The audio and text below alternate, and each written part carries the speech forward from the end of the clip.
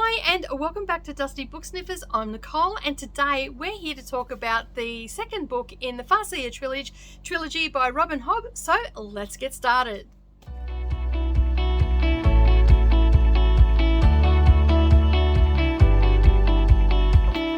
Good morning or good evening everybody. Thank you so much for taking some time out of your day and spending it with me. I do appreciate you being here. And if you're new here, don't forget to hit that subscribe button and the little bell icon beside it, and then that way you're not going to miss out on any future posts. And while you're there, don't forget to give this video a thumbs up. Alright, so we are going to be talking all things Robin Hobb, and we're talking about A Royal Assassin, which is part 2 or book 2 in the Farseer trilogy. And so yeah, what can I say? 4-star read from me. I absolutely loved it. I couldn't put it down. I pretty much read this in 3 sittings. I sort of just broke it up into a couple of hundred pages for each one. The total number of pages in this one was 648, right up until the last page. Not even any extra fluffy bits in the back. So yeah, we had 648 pages of stuff. All right, so as I said in the last one, I really enjoyed it. I find her still a very, very wordy author, but I do appreciate the fact that she goes to the lengths that she does. I thoroughly enjoyed this one. As I said, I couldn't put it down. I actually forced myself to put it down. I'm looking forward to picking up in about a week or so, 2 weeks, picking up the third one and seeing how she wraps this trilogy up. But this one was really good. It explained a few things. It dug a little bit deeper into Fitz and all the things that were going on with him. It continued on from the last one with him still up in the mountains and whatnot. And it was very cloak and dagger type political, you know, what's his name? Verity, he's the king in waiting, and then you've got Prince Regal, who is the third son, and he's not real happy about it, and he's doing everything in his power to get rid of Verity and also Fitz at the same time. And yeah, and you know, just different things that happened in the book. I don't want to go into too much detail because, as I said in the last one, I found out that I'm not the last person on the earth to read these books, so I don't want to give any spoilers or anything like that. But there was a lot more story to Fitz and working out where he stands in all of this and how he's helping the royal family. And then there's also Molly, who was in the first one, and him becoming closer and closer. And then there's just little things that happen throughout it. And then they're also talking about the wit, which is a connection with animals, and he's able to hear what they're thinking, and they're able to hear and feel what he's feeling and all that sort of stuff.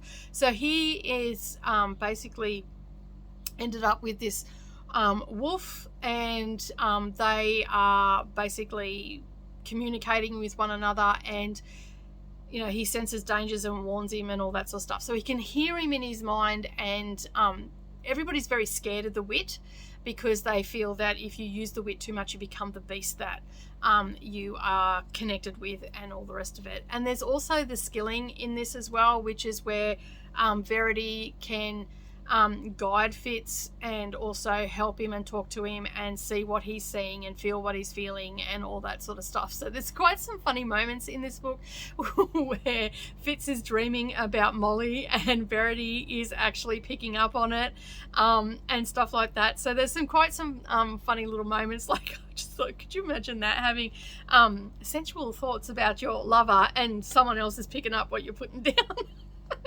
So I found that sort of quite funny and humorous, and I really like that sort of stuff. There's still a lot of stuff based around the ships and all the rest of it. I'm still curious to see. I think I understand what the white ship is that Fitz keeps seeing, and yeah, and there's some villains in this that come to the forefront as well that are trying to everything in their power, their alliance with Prince Regal. And yeah, there's just some heavy stuff going down, and so I'm really excited to get into the third one and see where we're going to end up with that. So I gave this one a 4-star read because, as I said, I couldn't put it down. I don't know really what I was expecting from it, but I was glad that it did follow on from the story, and I didn't feel like there was any, like it it just flowed on nicely. It had its ups and downs through it as well, like your ebbs and flows. There's some really exciting stuff that happens in it as well, like around the Queen and some battles and all that sort of stuff, and just find, like, everybody's just trying to find who their loyalty lies with and stuff like that. So it's quite hard for Fitz to be fitting in, because he knows that Prince Regal doesn't like him and wants to get rid of him, and he's loyal to King Shrewd, who is ill in this book, and he's loyal to King Shrewd, but he's also extremely loyal to Verity, because he wants to marry Molly, and there's a roadblock there, and that's all I'm going to say on that. There is a bit of a roadblock there, and so now Fitz is also struggling with a little bit of loyalty, like, even though he knows he's a king's man and he is loyal to King Shrewd, he's feeling, I got the impression he's feeling a little bit torn between the two, and he doesn't really know what to do.